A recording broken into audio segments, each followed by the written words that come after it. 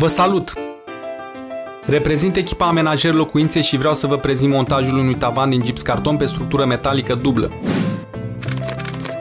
Montarea acestui tavan a fost necesară datorită faptului că tavanul era foarte strâmb. Vă recomandăm să folosiți structură cu tablă de 0,5 sau 0,6 mm. Materialele de care avem nevoie sunt următoarele: profile UD30, profile CD60, bride reglabile de 9/12, piese în binare CD, dibluri de 6/45,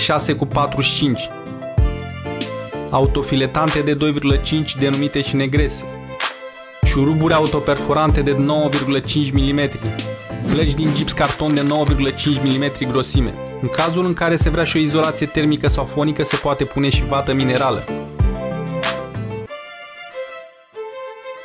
Pentru început se trasează nivelul tavanului ce urmează a fi montat. Urmează montarea profilului perimetral numit UD30. Acesta se prinde în cazul nostru cu dibluri de 6/45. După aceasta se măsoară distanța unde trebuie montate CD-urile principale și cele secundare. Primul rând de structură de la tavan se numește caroiaj principal și cel de-al doilea rând pe care se montează plăcile caroiaj secundar.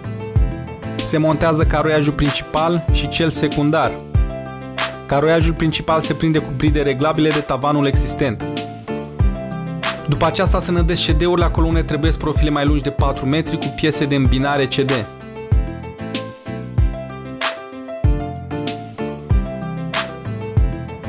După ce structura metalică este gata, urmează montarea plăcilor din gips carton.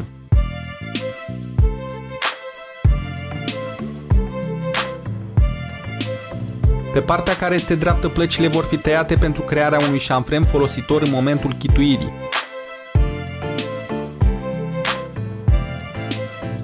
După montarea plăcilor urmează aplicarea unei benzi de fibră de sticlă și chituirea tavanului.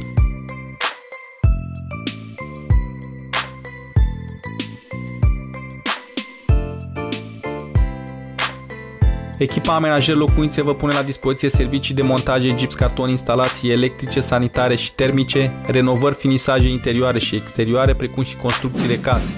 Mai multe detalii despre cum lucrăm și serviciile pe care noi le punem la dispoziție le găsiți pe www.amenajerlocuințe.ro, pe canalul nostru de YouTube sau pe pagina noastră de Facebook, linkuri pe care le găsiți în descriere. Vă mulțumim!